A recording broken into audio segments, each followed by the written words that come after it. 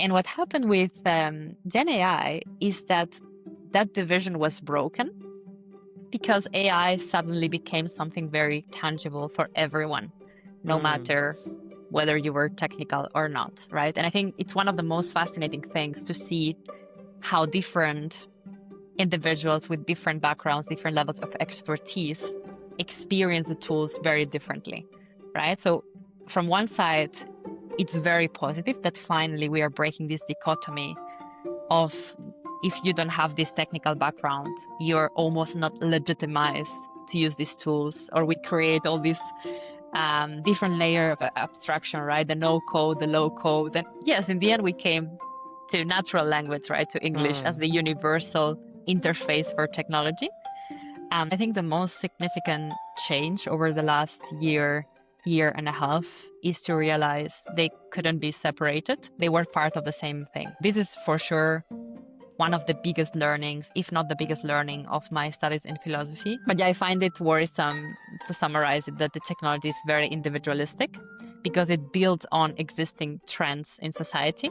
I think in a more collectivistic society where we don't have these huge incentives to compete at this uncertainty, we are all trying to stay afloat, right? So this naturally creates the environment that is ripe for more isolation and atomization, right? So in this particular context, the technology worries me. Right. So I made a mindful choice to be more exploitative of the things I know and explore them more to prioritize depth, because otherwise you are trapped in the illusion of understanding. This is, I think of LLMs as a technology of illusion. This is what I'm most excited about. And the fact that when I organize philosophy debates, the room is full. So people are willing to come for these non-transactional, non-utilitarian exchanges. There's hunger for it in our nature, I think.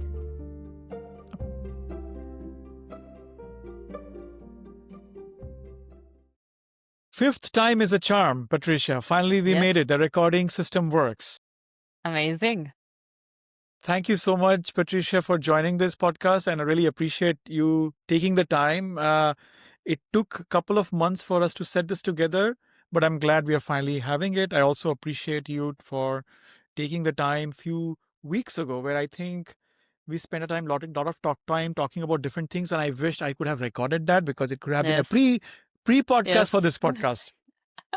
We did half a podcast there. Yeah, my pleasure. Thank you for inviting me. All right. So I'm Patricia. I'm originally from Barcelona. I've been here in Zurich for 6 years already. And to be honest, there is so much happening here, specifically around the tech space, that I have this automated introduction that naturally flows into the realms of AI and so on. So I think I will start with this one, but then let's see where the conversation takes us.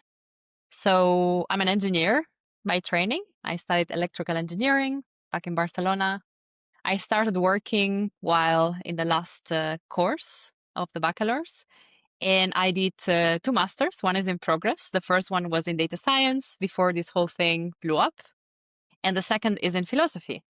So you can see already here that I'm a bit of a hybrid breed in between the technology realm and the humanities, or even the more artistic side. And people keep asking me still after 6 years why I am here, coming from a sunny city. For me, Zurich has always been the perfect mix between nature and the convenience of the city, very international, right? And also not so far from Spain. So it's a very centric hub to be based out of. So I'm still quite happy here. So even before I chose to pursue engineering, I was torn across many different areas. So I started actually studying the artistic path, right? So in Spain, we have, after compulsory education, after high school, you can specialize for a couple of years. And initially, I chose actually the arts path. So after finding, because I love to paint in my free time, I also did some music. So at some point, I did think I would either do arts or nothing. Of course, that changed. And what I discovered in those couple of years before starting university is that I was curious about many things, and my interest would depend a lot on the environment. So if I would find someone or a group of people very passionate about something, that passion to me is very contagious, and my curiosity would lead me to investigate a bit more and dig a bit deeper. In the end, I chose engineering because it was what I thought was most versatile in terms of in which countries I could work, in which industries I could work, and even the array of technologies, right? So I chose electrical engineering because it was one of the most generic ones, right? So we started actually programming very low level with assembly. People are surprised sometimes that the electrical engineers start with that. I don't think all faculties do the same, but in our case, we got exposure to a ton of different programming languages and a lot of different technologies.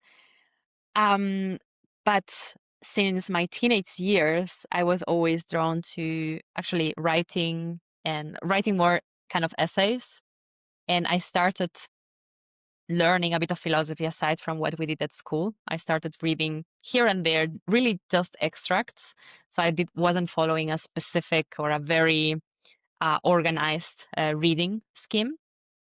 And what happened is in around 2022, so for a long time actually, I had been checking philosophy curriculums online. And in 2022, I found one which was completely online on contemporary philosophy that had almost one quarter of the program was around technology. And that really caught my attention because I never got into the more metaphysical aspect of philosophy. I was drawn towards the more practical elements. So, I don't know, political philosophy, for example, or applied ethics or virtue ethics, which were topics you could discuss with anyone, no matter if they hadn't read the authors or didn't know the jargon.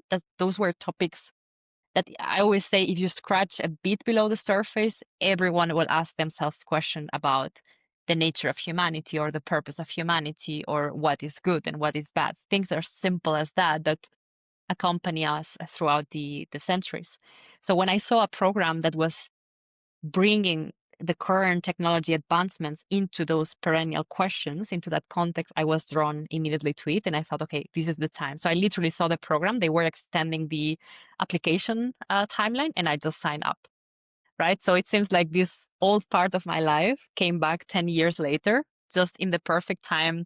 Also, with the arrival of ChatGPT, I started seeing philosophy around me, right? In circles where normally you don't expect, right? So I was working at Microsoft at the time, and in the cafeteria, we were discussing these questions that were popping up in our LinkedIn feeds or even in customer conversations or in friends, coffees with friends. So it seemed very natural to recover it then. One of the things I want to really talk to you about, and I think we shared a bit of that in a few weeks ago when we were doing this initial call, was how, when you were exposed to systems like large language models and the whole rise of generative AI, it gave you a different perspective and just a view on how things are changing. And I think you did mention briefly about that also being connected to your pursuit of exploring philosophy, understanding, engaging with it. And I found that, to be honest, was very relevant at the modern times. And I'm not sure if you want to go into a bit of that, like what realization, and you mentioned about chat GPTs, how is it connected to philosophy in the first place? Yeah, sure. So I think it makes sense to take a step back and tell you briefly about why I got into AI ML and why I thought it was so interesting. So for me, it was a bit like a game, the type of problems I enjoyed solving. I have to say I come more from infrastructure, so everything that makes AI work, which is not AI, but still technical, right? That people often don't think about. I know everything around MLOps, operationalizing the systems is often a big gap also in the market in terms of skills and an afterthought when planning projects or not the things that come to mind when you think about AI, right? Especially now that it's a broader term that everyone is using day to day. So I was attracted to this external layer, let's say, simply because from an engineering perspective, it seemed more fun to me. It was like a game, right?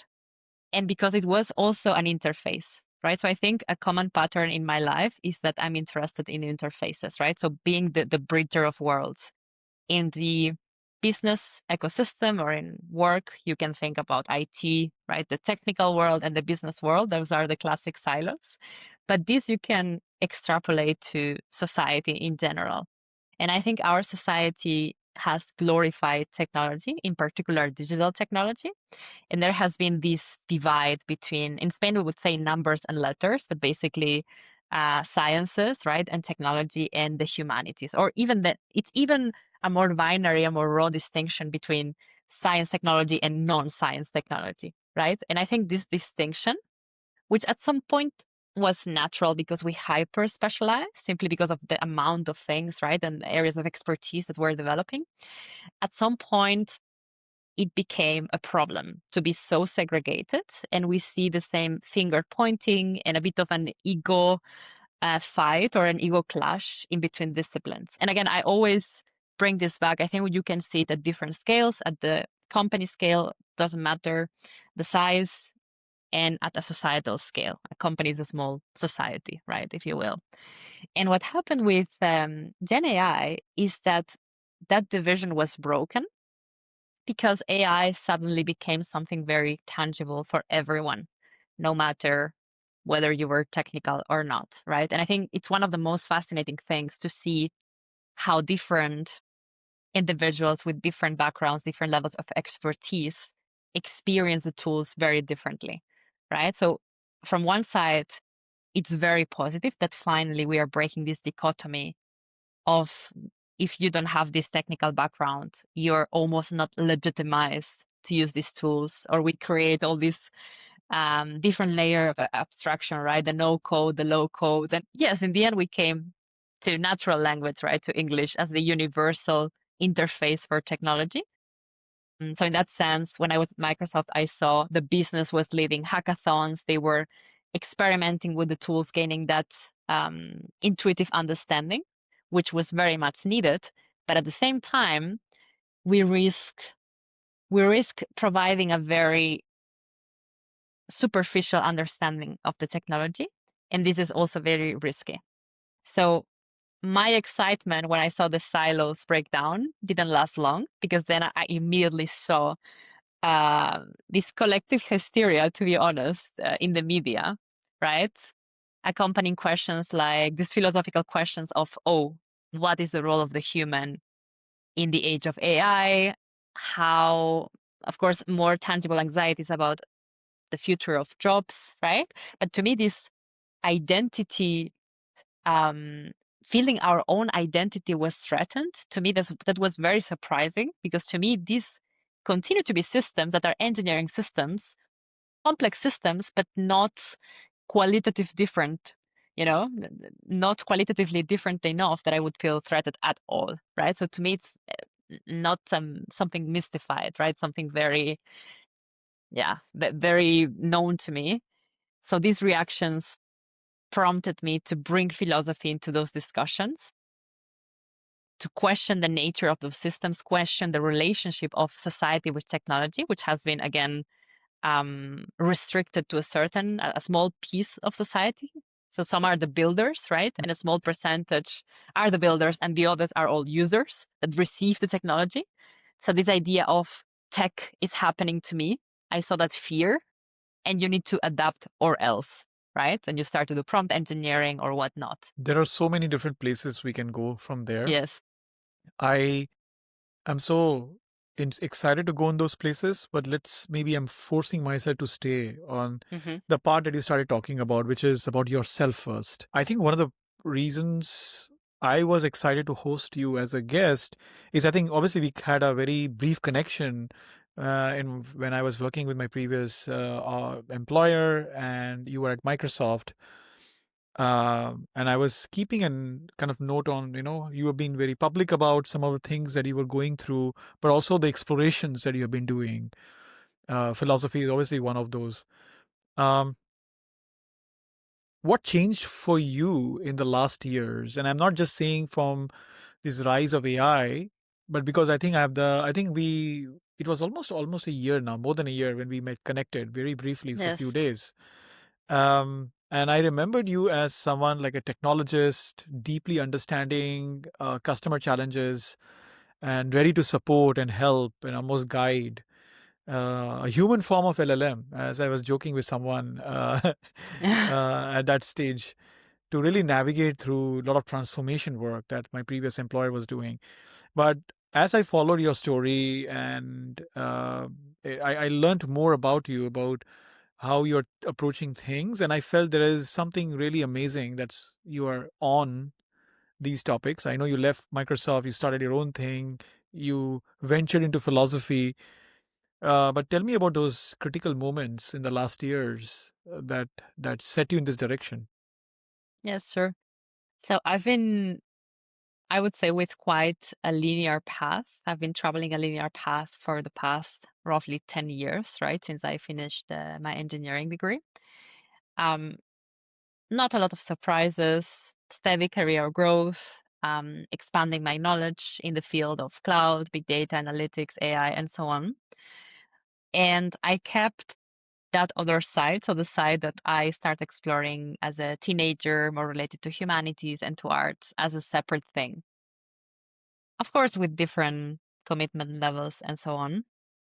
And I think the most significant change over the last year, year and a half, is to realize they couldn't be separated. They were part of the same thing. So this is for sure one of the biggest learnings, if not the biggest learning of my studies in philosophy, this concept of dichotomies, of binaries. We are surrounded by them. I think it's a very useful concept to have in mind. We're navigating the world as we change, right? So humans, we are ever evolving. And in our society where we have so many choices, we realize how much we can change. Before it wasn't so much the case, right? But with the huge amount of degrees of freedom that we have, we realize our identities, just like everything else, is subject to change and multidimensional. So I started to break those binaries. I think we can look at two of them. So one we already started exploring, which is technology, and I'm going to call non-tech culture, even though technology is the product of culture, but in our society, we think of culture as more the artistic element or the softer element. And you see, here's another binary, right? Yeah, Soft skills, hard skills. This is yeah, another one we can explore later. For 100%. now, I will just say soft skills are the hardest skills. And I I see agree. yeah, I find very interesting to see how some sectors of society reject soft skills or resist soft skills. Again, another binary worth exploring. But I will, since you asked about myself, I will move towards another binary or bring into the picture another one, which is mind and body. And this is also something that we debate a lot in philosophy. In Western philosophy, especially, there is this segregation, or in classical philosophy, between mind and matter, or mind and body. Whereas I know in Asia, there isn't such a distinction, right? And this is amazing how it permeates into all layers of our lives throughout the centuries. So in my case, in this very linear professional and personal trajectory, um, I had that division very clearly. And I started at IBM, then I went to DataBricks, one of the first people on the ground here in Switzerland, Microsoft. So these are all environments where you can work day and night, right? Even though I think more and more jobs fit that description. Right. And when you are driven by your passion, it's also a job you enjoy. It's very easy to feel frustrated at the limitations of your own body, right? So this is some of the things I've been sharing also openly, my own struggles with the limitations of having a human body, right? So, and I know that resonated a lot. I got many, many messages. Um, and in philosophy, we tackle this from a humanistic thinking and even a post-humanistic thinking. So this, how to deal with these bodily limitations. I think growing up, you and I probably have received some of the similar messages about it's all about mindset and you Yeah. can, keep pushing yourself and the body will just follow. And of course, we know the 101s of self-care, the good sleep and exercise and healthy relationships, stress management, right? Yeah. And you can do that to a certain degree. So people keep optimizing this language, this engineering actually language of optimization, performance, management has invaded everything in our lives. Which again, it's not bad per se. It's all about the nuance. I think Right. nuance for me is the one of my favorite words also that I bring to every discussion. Right. So I did push a lot. I did optimize a lot. I was working full time and studying part time, right? So I did my master's in data science while working full time and the philosophy one as well. While I keep doing other things, right? I moved to Switzerland, so I was freshening up my German, which was very, very rusty. And things keep piling up. And at some point with age, you realize you cannot perform in the same way, right? At the same time, I was learning about this fake dualism. So my mind and body are connected. And I think this idea is finally taking root in the West. And we understand that it's a false promise, right? To just push to the limits and be able to perform. One of my favorite writers on this topic is probably Carl Newport. So he's a computer science professor, actually, that advocates for this deep work. I think this is one of the most famous books, probably.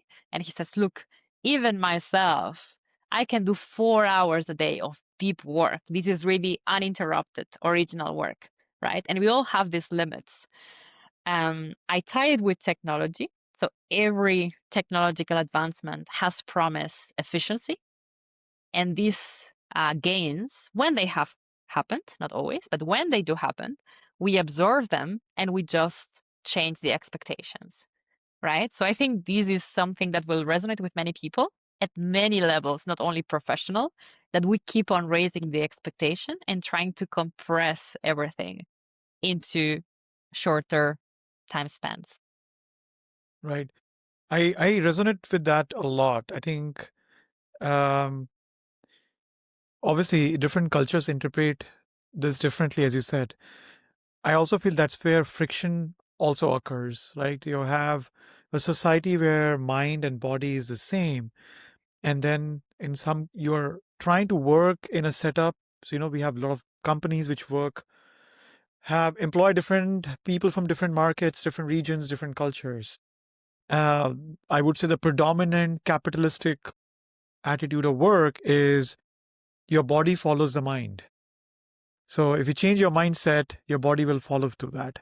If you can cram this by sleeping less, if you have that attitude, your body will follow it. And over time, you realize that's not really going to work. But maybe sometimes for a lot of people, it becomes too late, and it creates it's very visible in terms of some of the physiological issues that they occur, the psychological issues that people go through. And I think also there is a notion in these cultures to just keep embracing it. That's life. Mm, You will go through these challenges, but you need to fight through it. And I think people don't question those. They follow almost in a robotic, as an entity, just going through a kind of a procedure, optimizing to that. So every technology innovation, I think I also agree to that, creates this new aspiration for the mm, civilization, for human species. There is more to do, more to learn. I think you took example of LLMs, like, oh, if you are not learning it, you're leaving behind the opportunity. You'll be left behind. Either you'll be out of job, you'll not be employable, your job is going to be taken, and now you got to compete.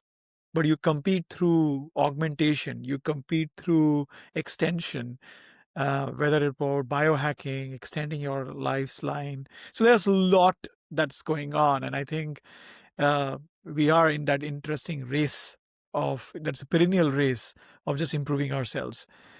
Uh, so thanks for again sharing your reflection on that. And I'm glad that we were able to spend some time on it. Let's try to get into some rabbit holes if you're okay with it. Let's do it. I also learned, I think before we started recording, that you're learning Japanese. And I think you're also learning Mandarin, if I Yes. remember. One of the things, obviously, there are many places we can go with it, but one of the things I'm quite interested, connected to the rise of large language models, the tech experience, the technology understanding that we both of us have. One of the things that you will hear a lot is a lot of the language learning element, how LLM compresses the human language, is again very much biased towards English. Mm, A lot of just the corpus of data is in English. And obviously, there are now work. I know Swiss government is doing that, but also different markets and different countries are doing their own efforts around that. mm, But I also know that language is not just of the words and relationship with each other. It's also expression of thinking. It's mhm, also how people think about things. I can give you an example, and that will probably connect to the question I was trying to ask you. There's a language where there is no gender. So I have mm, I knew one language back in India where I grew up that if you are not aware of that language, it's a language called Bengali. And that language does not have a specific gender. It's very gender free or gender. You can use mm, a he or she for everything. It's not mm. like a German language. If something's have he, something she. It's Yeah. just very flexible. It also shapes the thinking in the society. For example, at least a time when I was growing up in that part of the world where this language being used, women were almost seen as divine, the man of the house, the man of the society, and they were really given this special place in the society, primarily because of the way the language was influencing Mm, thinking about things. Let's take a contrasting example. If you go, and I think it's also in German, for example, but if you go to East Asia, like Korea, yeah, there is a hierarchy which is baked into the language. So you mm. speak differently for someone who is a little older than you versus very Yes. younger. And that hierarchy, your age, is very much part, a layer, not just a hidden Mm, layer, very physical layer, part of the language. The reason for me to express this also, the nuance, your favorite word, of how the language makes you think, but not just the relationship between birds, but your approach to life, your approach to dealing people, your thinking about things. How is that? What is your take onto that as you're learning different languages, Japanese, Mandarin, yet or you also come with a deep understanding of technology, you understand how these transformer models work. mm. Tell me about how you see that coming into your head. I love this topic. Okay, so look, the other day I was chatting with someone about the languages of Switzerland. So it was a fellow language lover that was, of course, investing time and money and resources to learn some of the languages here. And she was very frustrated at people who have been here for a long time and show no interest. And now with tools like ChatGPT, they can say, no, I can't just use it, or the AirPods that will have now this simultaneous translation. My mother was also really looking forward to them, right? So she can travel because my parents don't speak English. And I thought, this is, first of all, fair enough, language is for communication, right? So again, it wouldn't be a scenario where I would say one approach is better than the other. But it makes me think of this instrumental view of everything. Again, this engineering or productivity capitalistic mindset that aims to bring a purpose to everything, right? Myself, when I expressed I wanted to learn Japanese or Chinese, I got a lot of comments, maybe more with Japanese because Chinese people can see they say, oh, it's because of geopolitics. And I'm like, okay, yeah, well, I find it interesting. Everybody needs to learn Mandarin. Yeah, yeah. So with Mandarin, I haven't been challenged so much, but with Japanese, I am often like, why would you do it? Actually, with philosophy as well. Why would you study philosophy? You have, everyone is doing data science boot camps. You got your master's and you're an engineer. Why would you do why? And it's because we are looking for the utility of things, like what is the purpose? And normally we think of it in the market, so in the job market, actually, right? So we have forgotten, it seems, the importance of learning for the love of learning. that it can even bring you joy, right? I gotten even questions. I do some debates on philosophy here in Zurich for free. And someone asked me, like, why should I think if this thing does it for me? And I said, fair enough. And in some areas of your life, maybe an instrumental response is enough. But if we don't think beyond it, I fear we might be constrained to always evaluate the utility and miss on things we actually enjoy. Sidetrack. But going back to your question, um, I think so. Look, my personal take first. I started actually learning Japanese on my own 10 years ago, a bit more than 10, 12 years ago or so, with an app called Memrise. So it's a very simple app, spaced repetition. You put in the words, maybe you create some mnemonics, and that's also a very creative process, by the way. So I learned a lot using those mnemonics, and we also made jokes, trying to capture the meaning of the language, the phonetic of the word altogether. Um, but yeah, this is it doesn't have anything to do with the essence or the thinking in general. Of course, if you look into etymology, right, the source of the words, and in languages where you use a visual script like Chinese or Japanese, which uses the same characters, right, the Chinese characters, you can look at the different pieces of the word, of the character, and derive a meaning. So there are, for example, many sexist characters there. Like things like noisy, for example, you would have women characters in there. So you can get a bit of the thinking, and the teacher would often explain that to us. There are other things like some words related to comprehension. In some languages, they have roots related to putting things together, whereas in other languages, in Japanese, for example, wakaru, which is to understand, you see actually the sword kind of symbol splitting things in two, right? So there are small things like this that are Right. embedded in the words themselves. In terms of the wider meaning, so I recently learned that Chinese used to have the same character for he or she. And today it is preserved still the same pronunciation. So it's ta. And if you hear it, you don't know the gender. But due to Western influence, they added just the female sign to the ta. Yeah, to the female ta. So I'm sure there are many of these things. In Japanese, as you mentioned in Korean, you also have very distinct ways of addressing people. So there's all this hierarchy and formality and so on. I'm in intermediate level and I joke, I'm just learning the same, but now, to speak to samurai or to speak like a character in a movie.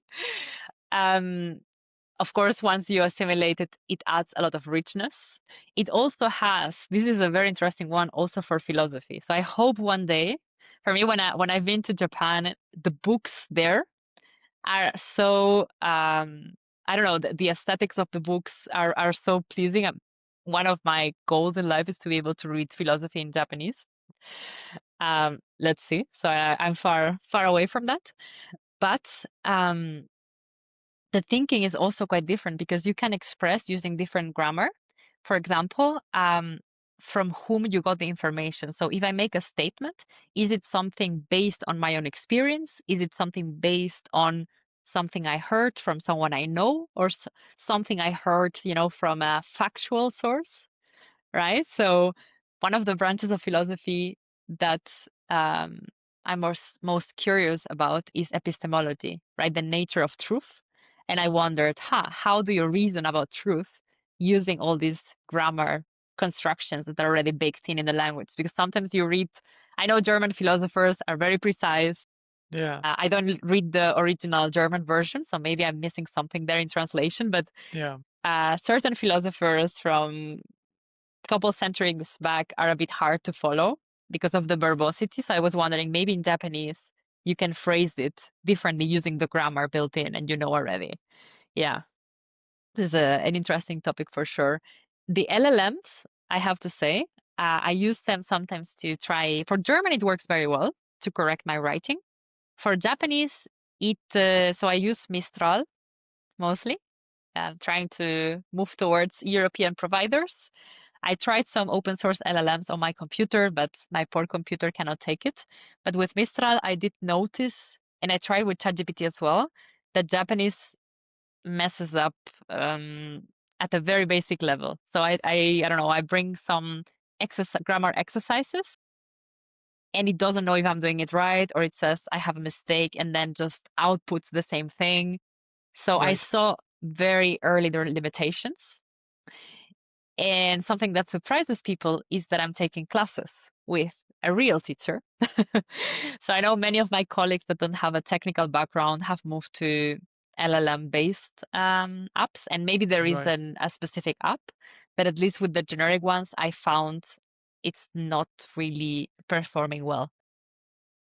Is Yeah. it because of the representation that these models are using, or just the training set was not the language itself? What do you think is the reason that these apps are not that comprehensive for language learning? Because the structure of the language is so different, the implementation is not fine-tuned for it, and it cannot track the meaning so well. So I'm not sure if the attention mechanism is not working so well. Um, for Chinese, I haven't tried it, so maybe I'm curious to see if the Chinese models are actually performing better with the language. But for the other ones, I tried them in a decent number of languages. And for Japanese, I can tell you they struggle so much. For Catalan, because I'm from Barcelona, right? So I have three mother tongues, Catalan, Spanish, and Galician. And for Catalan, I found out it makes the same mistakes as we Spanish speaker, like bilingual speakers make. Yeah. So yeah, we would get scolded by our Catalan teacher because we would mix in Spanish and do a Yeah. weird thing. The same thing with Galician, unfortunately. And the LLM would do that. So there I saw clearly it's like I'm back in class with my high school friends making those classic mistakes. And that was fun to watch. But for Japanese, it's a completely different thing. It's a more fundamental thing. Is there a place for a purist language anymore? Like, oh, I like the example I give is like a lot of people now are bilingual by design. They're taught a lot of languages, multiple languages early on. I was fortunate to learn like three languages when I was growing up very early, like when I was 2, 3, 4 year old. And I was thinking just from your points, I was just thinking about, is there even a reason? Maybe I will use the word utility for a purist language, for a language that is devoid of any corruption. Oh. I like this idea of so for sure language evolves. It's a living thing. I don't think we need to constrain it. What I'm cautious about is limiting it, that we simplify it, because I see this simplification as one of the big trends in society. Um, so a lot of words have lost its meaning. Truth might be one. We talk about post-truth society. It was the Oxford Dictionary term or word of the year in 2016 for obvious political reasons. Yeah. And I feel we have only exacerbated that trend in the next years. From a language perspective, so the language is part of what creates reality. And language is a technology in itself, right? Something that, because technology, just to get this out of the way, how I understand it is actually is the product of culture. It's what humans produce to shape the environment, to make sense of complexity. Um, and language has a big impact on our perception of reality, our individual and our collective perception of reality. There's one researcher that is looking at the specific wording we use and the media uses in particular to talk about AI and how that drives our fears. So this narrative of techno-determinism, no, that it's inevitable, that technology progresses in a monotonic path, always improving, right? Always more technology, more innovation, more new is better. Um, we have absorbed this terminology and its implications, and we just go on with it. right? And philosophy is that the best definition for me is the art of making the obvious seem strange, which again, you need to practice with nuance, otherwise you lose where to stand, right, on your 2 feet. So I think it's also thinking of life as a control system is something that needs to be continuously recalibrated, just as we said before, our own identity and obviously the world in which we operate. So I feel philosophy makes you get used to that ever moving ground. So question everything every now and then. You don't need to do it all the time, right? But find your sweet spot. We will change from person to person depending on your context, your circumstances. For example, now I'm moving more towards engineering again. I miss the certainty of the engineering world and solving a problem within a set of parameters, but I know at some point I will yearn back to asking broader questions, and I will have space and time and resources to think about uncertainty without anxiety, right? Because if you do it all the time, you cannot help but spiral down. We were talking about language learning, your interest into that. We talked about role of language models around that, how it has changed. We talked about purist language, exchanges of language, language being an evolution, like an evolving system. Mm, I had a thought that I wanted to talk to you about. Again, this is not something that we planned for. This is what the good conversation is all about. I think you mentioned this fear of AI, and how we are starting to really look at that in terms of what is asking of me and the changes that it will have on the society. Language is ultimately a human creation, a way of understanding reality. It's our expression and means of kind of understanding the reality that we created. Um, I have to go back to Steven Pinker's work just to understand language instinct and the origins of language. So my memory is still dusted.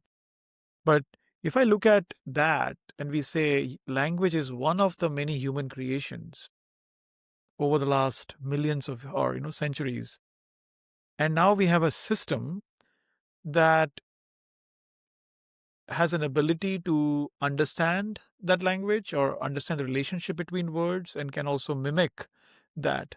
And we are basically calling that as an intelligent system. mm, Um, for me, it's a very interesting piece because what we have is humans creating something completely new. Let's this concept of language and an artificial entity using that to go back to the humans or say back to the humans that, hey, I have mastered what you had created.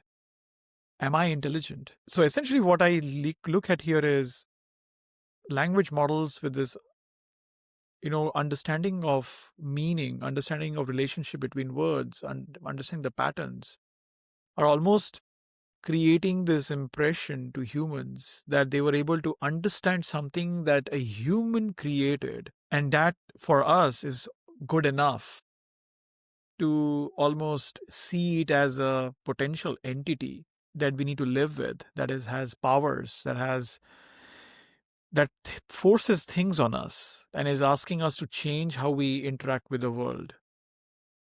And I wanted to get how you see this, especially with the point that you mentioned and your philosophy background, this fear of AI.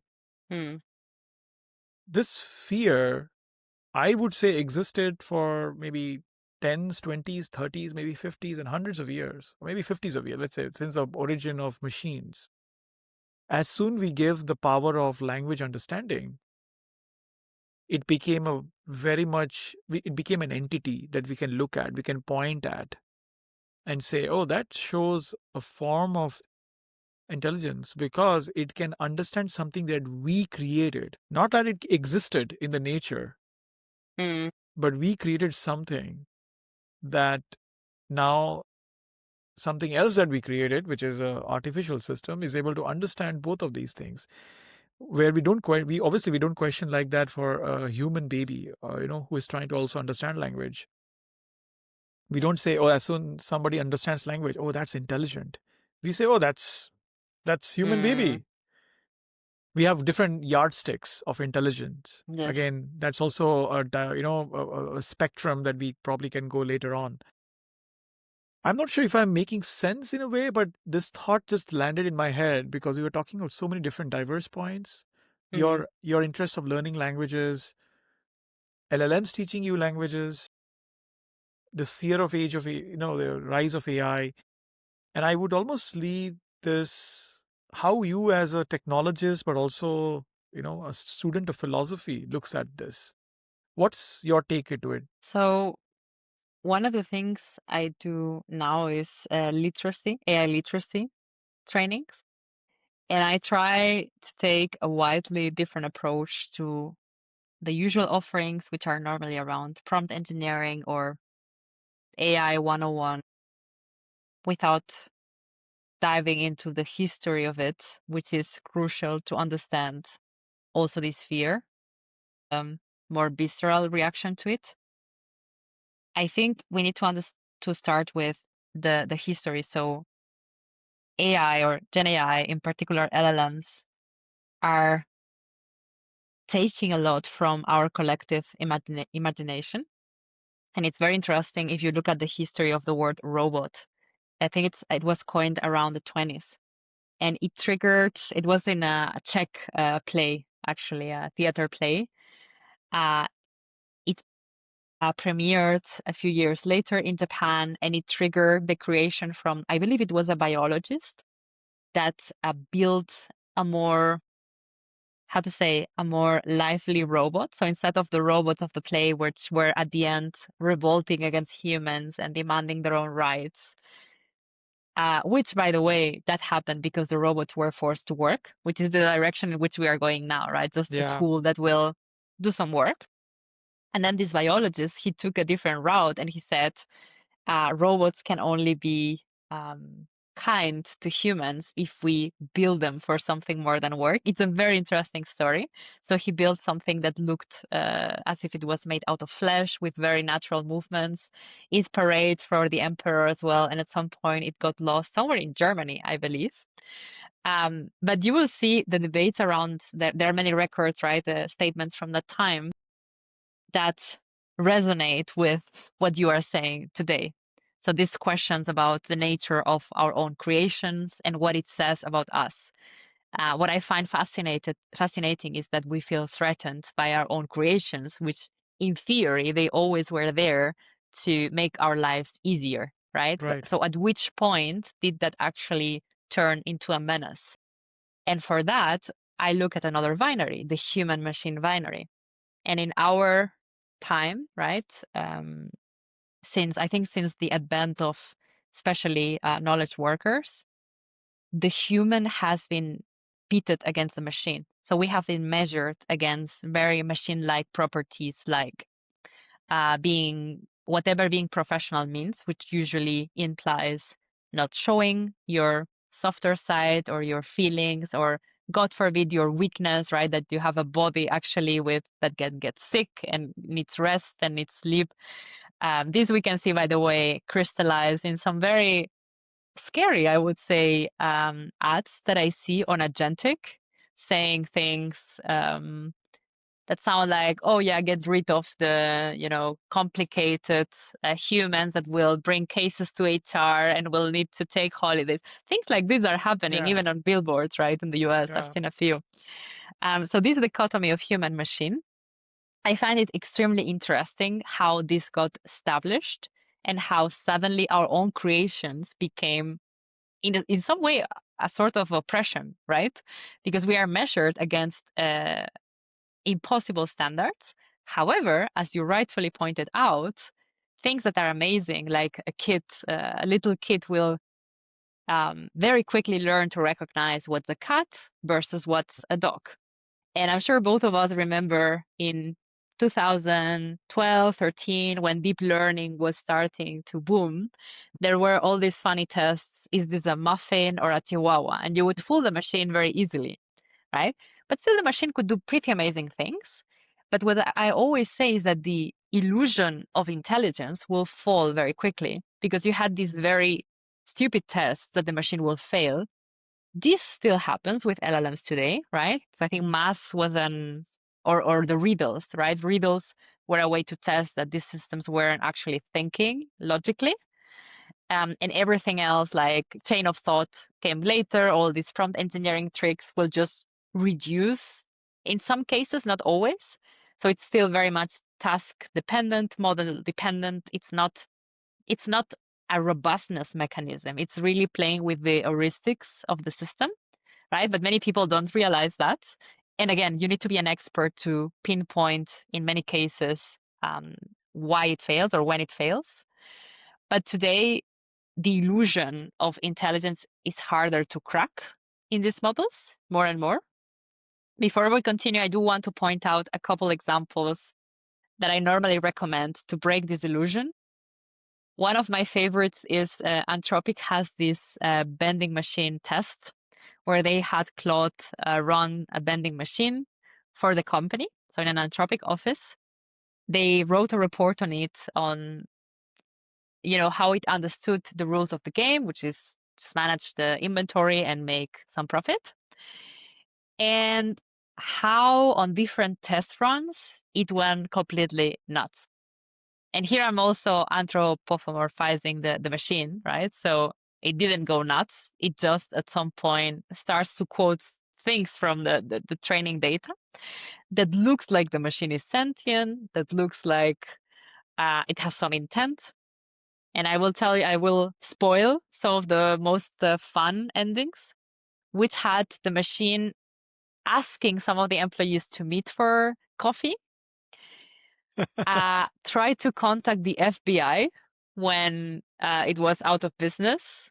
So it was arguing the business was non-existent and they were seizing the materials from the business and trying to charge into the bank account. And at the end of the day, it would declare a quantum collapse. It's really a hilarious read.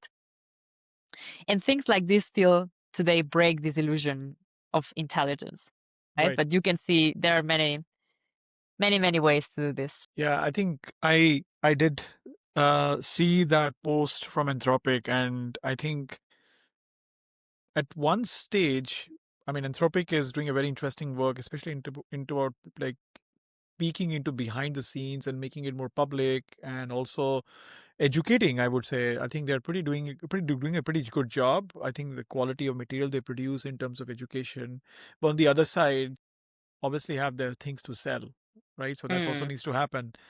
I don't think as humans we will get away from anthropomorphizing these entities. I mm, think we have different baselines for them, for these entities. I think it's maybe close to something like a animal or a pet. If a pet mm. learns a language, it responds to you. People say, "Wow, that's intelligent." It Yes. recognizes, and we have the same feeling also for these entities. Maybe that's also what's is very human thing. We look at what's the kind of the baseline, and towards that baseline, any surprises that points in the direction of what we can do is the emergence of some level of intelligence for us. A dog which does its job, whatever the job of a dog Yeah. is a dog, and as soon as it starts to react on certain languages, oh, you can see endless amount of dog and cat videos. You can say, wow, that's a smart dog. Mm. So I also feel that in my head when I think about all this.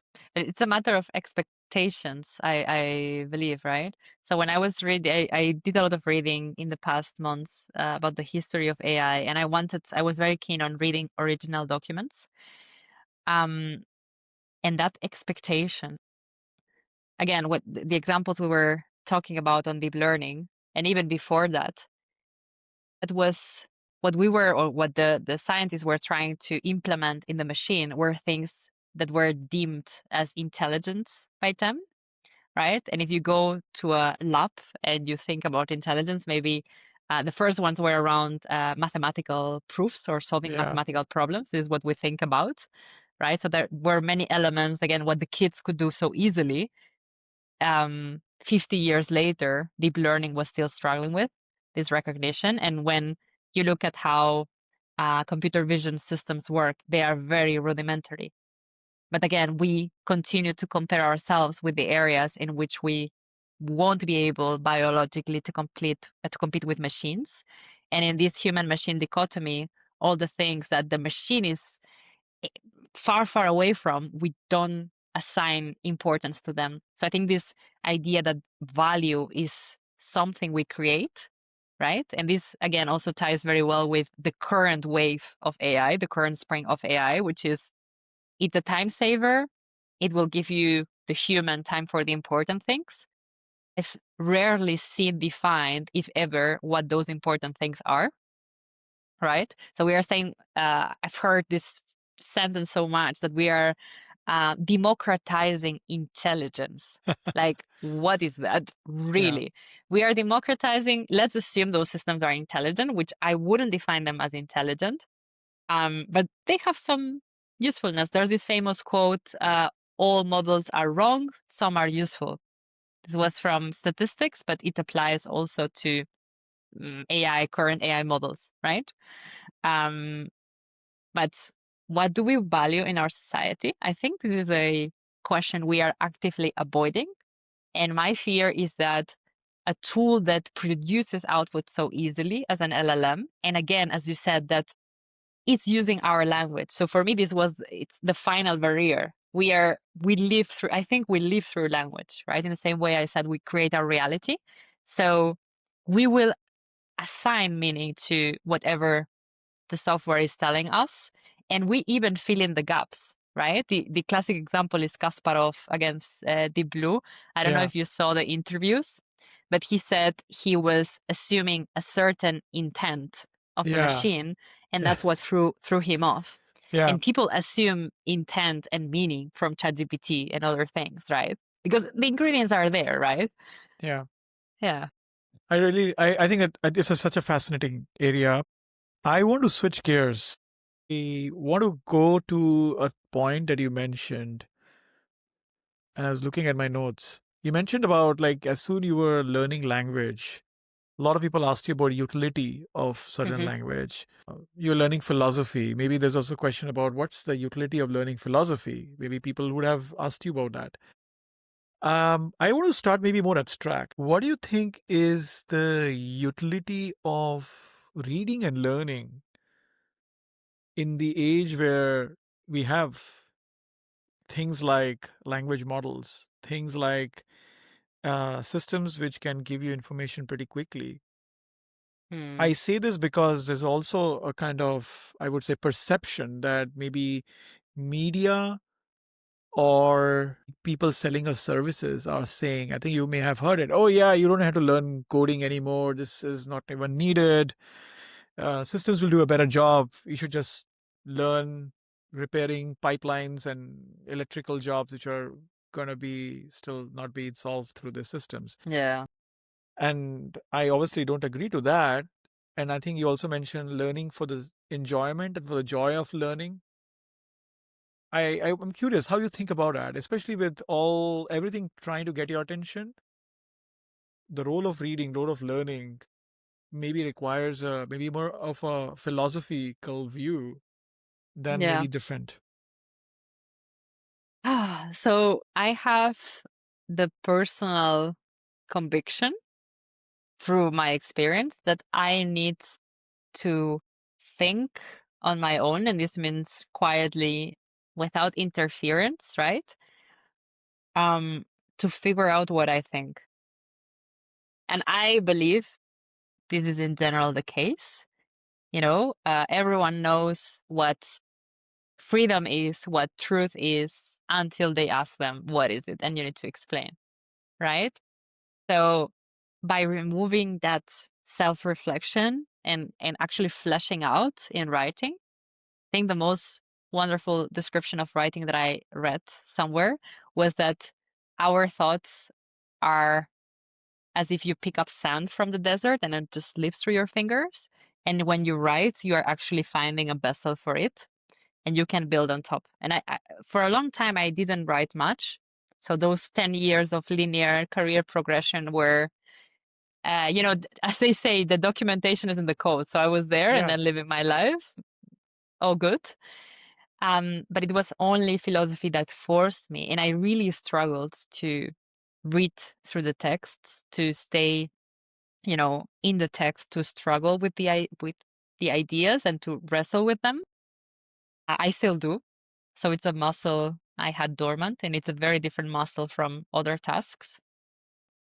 But again, for me, I think the primary goal is that I want to know what I think. I want to develop my thinking. It's a prerequisite for agency, right? So agency is another one of my favorite words. And I define it as knowing what you want as a human, what you need as a human. We are often not aware of any of those. And then being able to act to pursue those wants and needs. And today, you mentioned attention, right? We say before it was the data economy.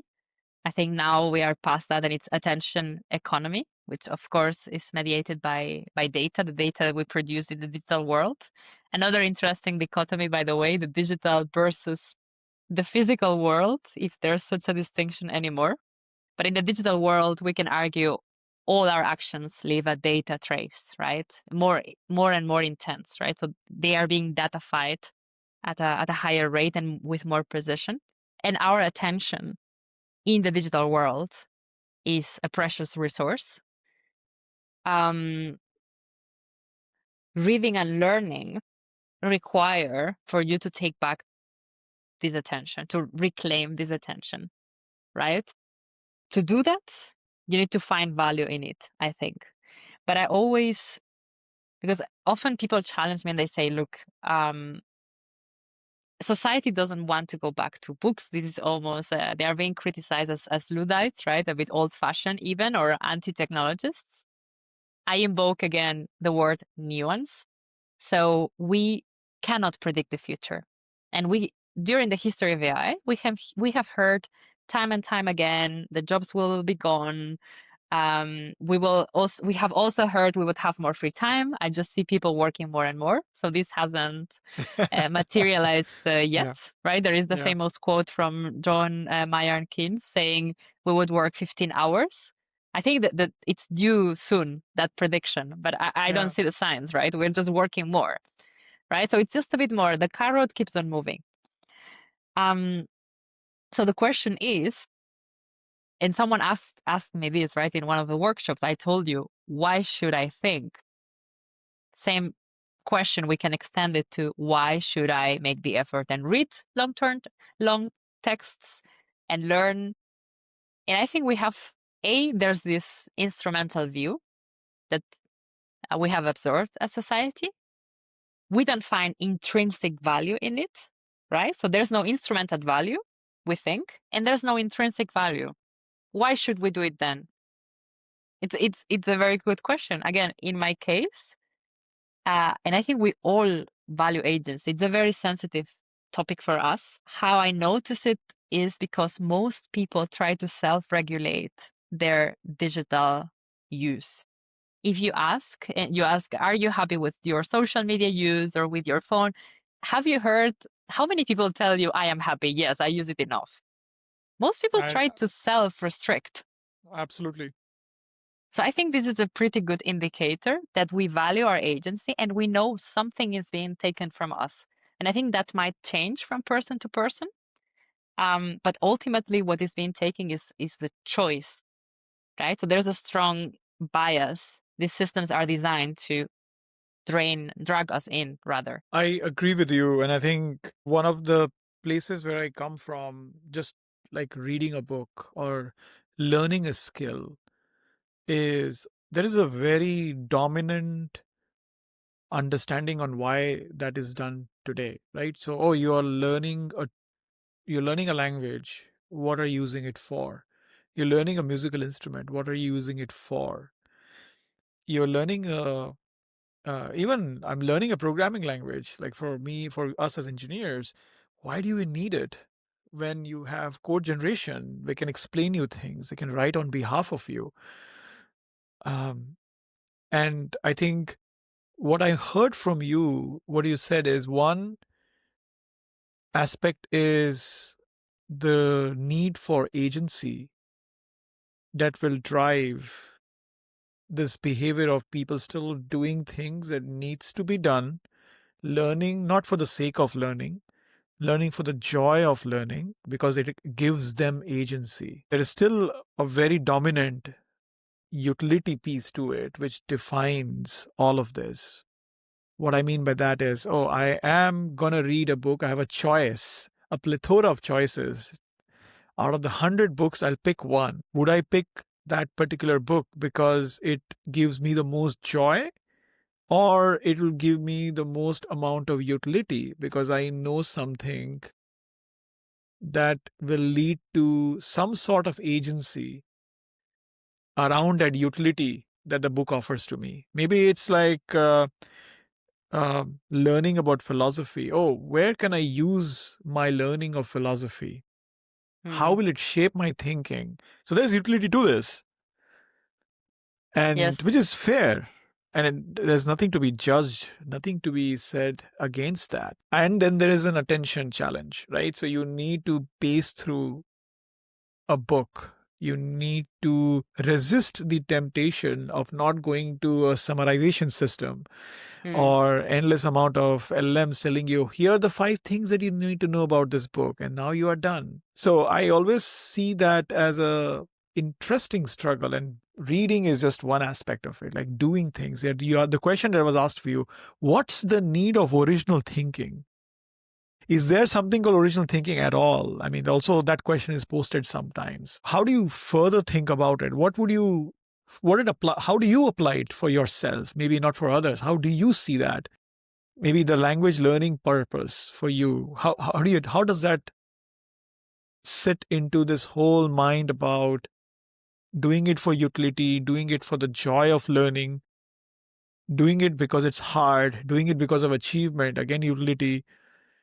Mm. Uh, at what point of time do you see that it runs out of steam? It runs out of steam as in, oh, I have spent enough. You said you're learning for 10 years, which is a really long Yeah, well, amount of time, I right? took a big break in between. Okay.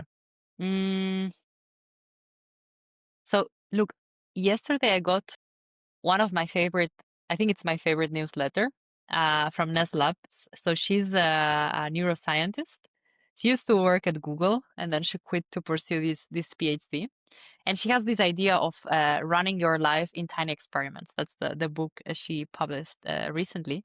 And in the last newsletter, she was talking precisely about the joy of learning. And she was tackling, of course, from a neuroscientific point of view. But in a nutshell, what she was saying is if we learn from a place of curiosity and joy, the you will have your dopamine rush, you will have better memory, you will obviously enjoy the process, right? Yeah. But in our society, we feel there's never enough. Actually, this uncertainty, so this constant fear, because everyone is fearing for their jobs, right? So Yeah. when I hear about all the upskilling we need to do, I paused. I was in a future of work panel the other day, and there were students there. I really loved it because they had like the professionals from different levels of experience and the students that are feeling they are feeling this question, right? For them, it's happening and they were asking, look, I don't know what to study. I don't know where to do my internship. Everything, it seems like everything is falling apart and nothing is secure anymore, right? When I started engineering, it seems like it was a safe bet. Yeah. Could take you to different countries in the world, different industries, but you would have somewhere to go. And now the young generation, they are faced with total uncertainty. And I think this uncertainty for sure embeds anxiety in their learning. And from a neuroscientific perspective, this is the worst thing you can do to learn. So your memory is impaired. You will create all these negative associations with the content you learn. All your cognitive abilities actually decrease under severe stress, right? A bit of stress is good, like you have before an exam, but this total uncertainty about your future, like, is this worth it? Because the feeling this younger generation has, and many people also older, is that it has no worth. So the value has decreased completely, right? So I think many people, again, as I was saying before, if everything we do in our life, this idea, everything must be optimized, our health, everything must be managed, even relationships, right? Just planning. I think this is another macro trend worth looking at, the loneliness, the individualization within a globalized world, how we have become more atomized. Um, it's very hard to reconcile it. So you need to manage it and optimize and plan, right? So everything has become a project, even your free time. And as you said, the book you're reading, because you generally feel you don't have time to deep dive. Plus, there is the uncertainty of all the things you should be learning just in case, because it moves so fast, right? So I think the environment is leading to this shallowing of the content. So you're left with information. And when I hear about that we live in information era, and this is what the LLM promises. So talking to a lot of people that are fascinated by LLMs, and they say, look, I can go deeper into topics I always, wanted to go, and it's fantastic. It's a really good experience. But I wonder, okay, we also need to find the sweet spot. Otherwise, you will get lost. And I am an information hoarder myself. So if I'm curious about the topic, what do? I go to read research papers. Then, of course, at some point, my brain is fried, but I want to go deeper and understand the state of the art and whatnot. But sometimes, quite often, now less, I sacrifice the actual doing. And because there are many, many elements that A cannot be quantified and B are context dependent, the best way is to learn a bit and then go experiments. So actually what this neuroscientist is saying, this tiny experiment mindset, I think it's the most effective way to navigate an information saturated world, because by acting, and I think I don't want to misquote, I'm terrible with quoting the right philosophers, so I'm not going to do it. I will just say the concept. This idea of practical virtue, and in general, you need to have lived experience. Again, I think because of these two things, the impossibility of quantifying everything, and the immense importance of the context, of your context. So we try to absorb information. We don't become wiser. We just have data points. To become wiser, I want to see the information era will become the wisdom era. What do we need to get there? I don't think anyone would say we are getting wiser as a society, right? We are getting more informed, as in collection of data points, but we cannot process it. We are not computers. We are saturated. You created few more thousand threads here. Yes, it's my specialty. No, that's great. That makes me as a person hosting you, my job becomes very easy, isn't it? Wisdom era. Tell me more about it. How do you think about what is wisdom era? Hmm. I mean, I just made it up on the spot, but we That's can great. brainstorm together. Yes, let's do it. The first thing that comes to mind is this idea of human flourishing, which I see come up a bit more into conversations about in the context of AI. So how will a certain development of AI technologies, right, in plural? I think we also need to make a point in this. In every space I'm part of, I try to remind everyone AI is a broad set of technologies, right? And no problem is solved with technology alone. AI is not no exception. So also bring the focus to everything else that needs to happen. Um, but how does this future worth living look like? How is this human flourishing? To me personally, one element for sure is the working less, because I see people, again, against the promise of technology or technological progress, of having more time for living your life outside of your work, right? Your loved ones, your creative pursuits. I reject this notion that humans won't be able to, like, won't know what to do if they don't have work. I cannot believe we still have this debate everywhere I go. Like, oh yeah, but what will we do? Because our identities are work. I said yes, but it's it's by design that we created that. It's not that it's our nature, right? So we tend to mix human nature to the expression of our qualities in a specific point in time. So we underestimate the environment, right, in expressing our personalities and our agency, actually. So I would like to give more space for people to discover the things that we have been doing for centuries, right? This again, I don't know the name of the author of this term, but this homo ludens, the way that we enjoy play, right? So, or the way we create worlds. We are creators of worlds, right? So LLMs and AIs are just the next iteration. We have always created fantasy. I find this endlessly fascinating, right? So all these elements that are so human as opposed to machine-like, right? These are really human things. We have, with technological progress, we have constrained them more and more. So for me, a precondition would be to give time to expand what we can do and to remove the fear and this idea of I need to rush, I need to catch up constantly, right? Just to give space to unfold in a safer way.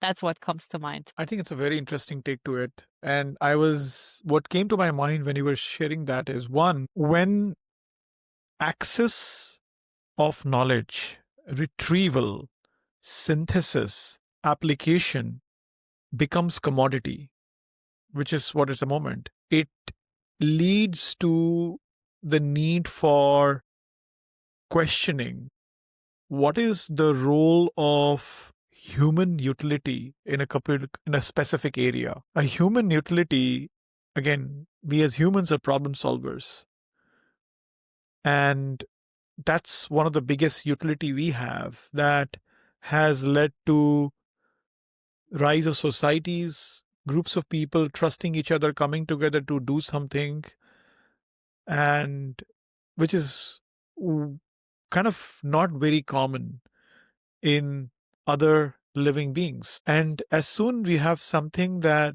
solves for access, retrieval, synthesis, and also application, my reading of a wisdom era, based on what you just said, is more around almost rising up to another level of humanity where we see beyond individual problems, because those will be addressed by, you know, what we call previously intelligent systems, or what we were before. I see the wisdom era connecting to this idea about, if you read science fiction, about what's a hive mind, Mm, where people start thinking about broadly about larger problems. They rise up to that without worrying about their individual micro issues, because those are sorted. It's all in the mm, collective effort of something really big. Like you're thinking about civilization scale problems rather than groups, a problem, scoped to a group of people, to a mm, company. It's more about a human race problem. But essentially, a lot of our current problems happens because there is a constant competition among each other on who can synthesize most amount of information, recollect, bring that for usefulness in a particular context. That's the human need at this stage. Let's take an example, a doctor or a surgeon, maybe more specialized. A surgeon should be able to have a deep understanding of the human body, specific organ, specific part of the body, so that they can fix it. They should also have intuition, which is again learnable across trade, years of experience. Even with that, let's take 100 surgeons who have spent 30 years doing the same thing. Very few of them, maybe one or five out of that 100 surgeons, almost call themselves as artists. Not that they enjoy the art of surgery and, cutting people up and joining together, but they almost see their work is more about, there's a lot of more meaning to their work than the mechanics of what they are doing. And they may get lost in that when they are doing it. They don't even think about time. They don't even Mm. think about what they are doing. It's like a flow state for them. Mm-hmm. And they get so good at it that sometimes they become what we call at experts. Sometimes they become so good at it they teach. Sometimes they become so good at they train the next generation. Sometimes they become so good at where they know that they want to do something beyond just what they have been doing, like the act of surgery. Same thing maybe applies to someone working as a software engineer. Over time, my understanding of Wisdom Era to such a profession of software engineer is more about, can I synthesize, bring information together and apply to a particular problem, but more about, okay, what scale of problems I'll be talking about? What's a broad range of problems that we talking about? Things that haven't been documented, things that humans not even have started attempting to solve.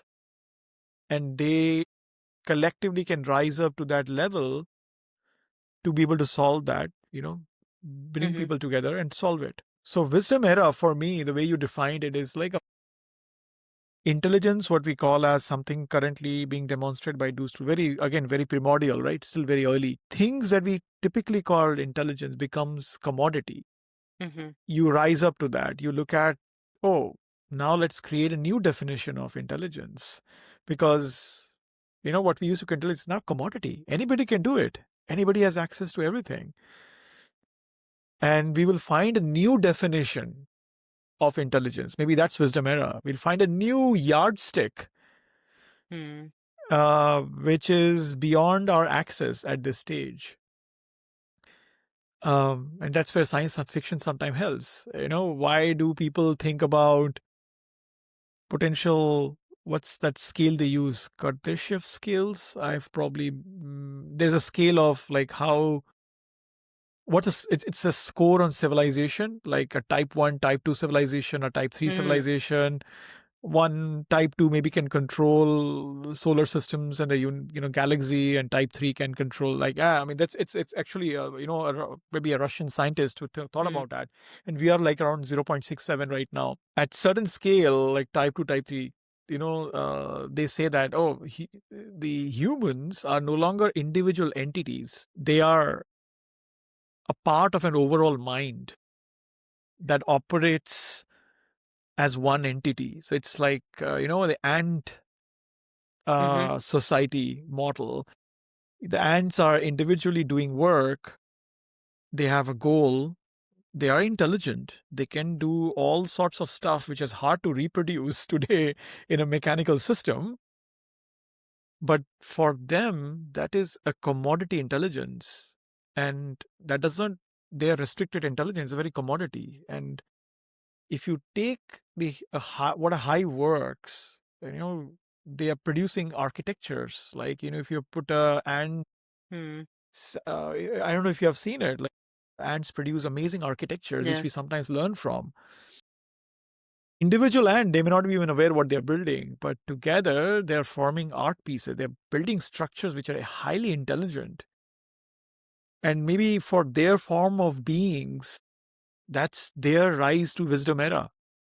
I like it. But I think we are already working in such a way, right? So we are, look, actually been having this conversation recently around thinking, what is my role in the system, right? So we all have our natural gifts that are valued differently across the ages, right? So I say I'm lucky that my intellectual gifts are valued in this time.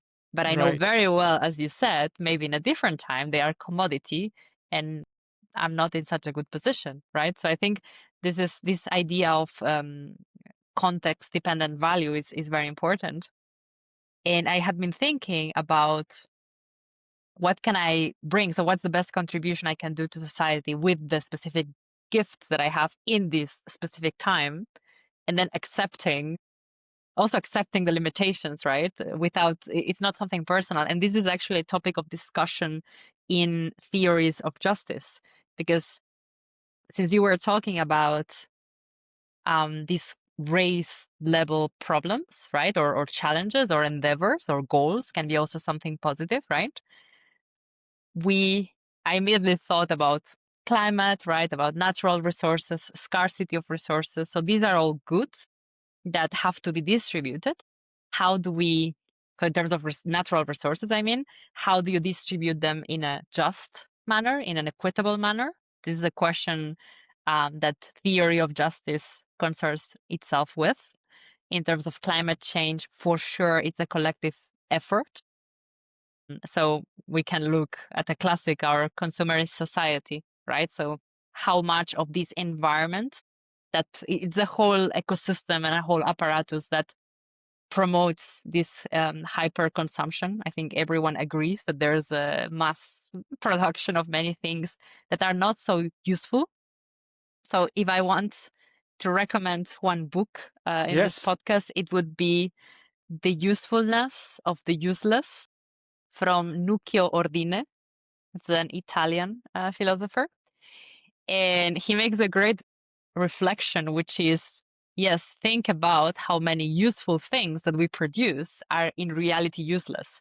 So it goes in both ways. And he also talks about the hierarchy of the sciences, right? We need to promote more sciences and the devaluation in this instrumental optimization oriented world of all the humanities and the arts, right? Which we haven't associated enough value to it, right? Everyone will say, as opposed to where we spend our time, ironically, right? The scrolling, everything we try to self-regulate.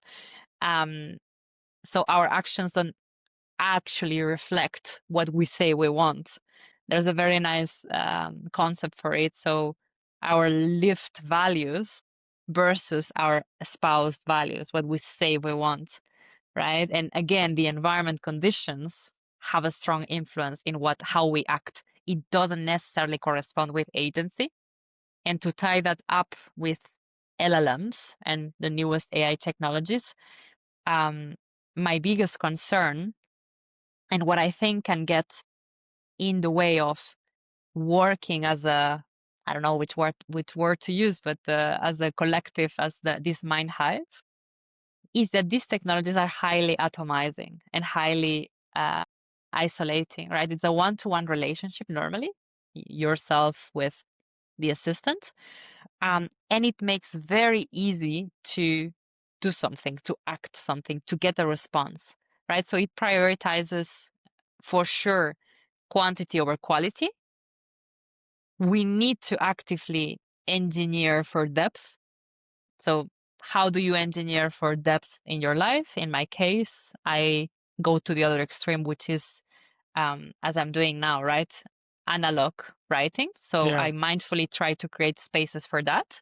That doesn't mean I reject technology, then I come and I use it normally, but just it's almost like a preventive measure because we are doing open brain surgery, I think, with the human. We have created a technology that is highly ambiguous to us. It mimics intelligence, it mimics sentience, empathy, it mimics care even. I always say the biggest difference between the machine and the human is that we care because we give a damn, we have stakes, right? In this thing, the machine doesn't, even though it looks like it does, right? So we Right. are the ones defining what is worth solving. We are the ones defining the value that we already argued changes over time.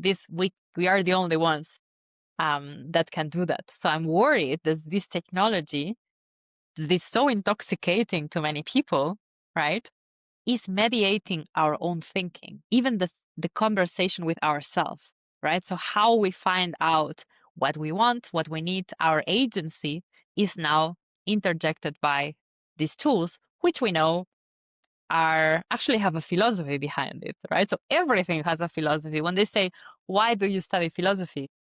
It's just a formality, really. Everyone is doing philosophy, right? You cannot escape. You have a stance on how to live, why to live, what things are worth doing, which things you don't want to do, which things are morally right or wrong, right? When we talk about AI ethics, all AI has ethics, right? If X company thinks this is ethical, they do it, you might not agree to it. So the question is who defines the normative ethics, who defines what is acceptable and non-acceptable? There's no way to opt out of philosophy, right? You're just Right. handing it over to someone else. So I think we need to make this technology more relational to enact this collective mind, because we are ultimately social creatures in general, right? And here, this is another rabbit hole for another day, I think. Yes. Um, but yeah, I find it worrisome, to summarize it, that the technology is very individualistic because it builds on existing trends in society. I think in a more collectivistic society where we don't have these huge incentives to compete at this uncertainty, we are all trying to stay afloat, right? So this naturally creates the environment that is ripe for more isolation and atomization, right? So in this particular context, the technology worries me. In a different context, it would be used in a different way. I think there's so much good threads in there, and I wish we have a little bit of our unlimited time to talk about things. I want to start maybe wrapping up at least this version of our chat, and I Hmm. know you've been very generous with your time on this. Maybe the last question I want to ask you today: what are the things that you are most excited about today at this juncture of your life, at this juncture of your journey? I think first, breaking this body-mind dichotomy. So we couldn't expand a lot there. Yes. Um, but I always said I had in like interior hobbies. So I'm like not an outside plant, but an interior plant. So all my hobbies were very intellectual in nature, or simply indoor hobbies. I also enjoy video games a lot. I enjoy reading, right? I enjoy languages, playing guitar, singing. So all things you normally do inside. And actually moving to Switzerland has brought me to the outside world. I think it's something that comes in the package when you move here. You start either you hike or you climb or you ski, something you need to do, right? Or you run. So for me, there's actually an instrumental angle to it. So there's ample proof that being active will improve your intellectual performance as well. So we could make that case. But for me, it has been something more, how to say, I would say spiritual even, right? So I don't have a specific spirituality in mind, but it just feels, it's something that I feel centers myself. So it changes your mood, it changes your openness. It's a different set of sensations that you get this. Um, I actually don't know how to put it in words, but I feel more connected to myself, right? So not to my body, but to myself in general. And also, it has been very empowering because I've been able to take care of some health issues that I was handling in a very scientific way, minus the exercise and the mindfulness. And maybe to be more specific, this neural connection to the muscles. So this is a topic that is now becoming quite mainstream, I think, in different sports. This idea that the connection, actually the brain muscle connection is an important piece. So this proprioception, for example, is very important. And for me, this opened up also a more intellectual way of connecting with my body, but it brought it all together as a whole. And this is an ongoing discovery, right? So I started with yoga many years ago, but now running There's also a book I'm going to recommend. This is from Haruki Murakami, so from a What I talk Japanese about writer. running when I run. Yes, yes. So I love that book. I love it. How he blended the writing with the running, the mental challenge. So you see, I think it's a perfect example to see how everything is connected. And this dichotomy is false, absolutely false, right? So this for sure. And the second is rediscovering the fun in learning. So I had the problem is because I enjoyed my work, and my work felt like a game many times when you are prototyping something. For me, it feels like a game, right? So I used to do a ton of hackathons when I was younger. And I remember thinking, I cannot believe they pay me to do this, right? Because on my weekends, I was doing hackathons on some other technology because it was fun. But I wanted to mindfully make space for other learning outside of work. And then has pros and cons because as you saw today, I tend to go in many directions, right? And that's also why the LLM having, being a portal to the world's knowledge is also very dangerous. And we can put it in algorithmic terms, exploration versus exploitation. Right. So I made a mindful choice to be more exploitative of the things I know and explore them more to prioritize depth, because otherwise you are trapped in the illusion of understanding. I think of LLMs as a technology of illusion. Again, in our current environment, we want to know more, we want to do more. We have a hard time in the most free in the area where we have the most choices available to us. We have a hard time saying we are content. It's enough for now, and we are content, So I've been exploring contentment a lot and finding a lot of joy in very simple things. So finding the layers within the layers within the layers in a certain moment or in a certain thing that I'm doing. This is what I'm most excited about. And the fact that when I organize philosophy debates, the room is full. Yeah. So people are willing to come for this non-transactional, non-utilitarian exchanges. There's hunger for it in our nature, I think. Amazing. It was such a joy, Patricia, to go through these different threads. As you would have seen from our original exchange, we plan to talk about things. As I said to you also, I don't believe we will cover everything and we don't need to cover everything. And also it's a nice way to basically have you back sometimes Yes. very soon. So really appreciate you taking the time today to be on this podcast with me. I think we explored very interesting places. I think I got more than I anticipated, so I'm really happy. Oh, wow. And High praise. Thank you. yeah, yeah. Thank you so much for this. Thank you so much for the time and the generous attention that you gave to this. My pleasure. I enjoyed the conversation a lot.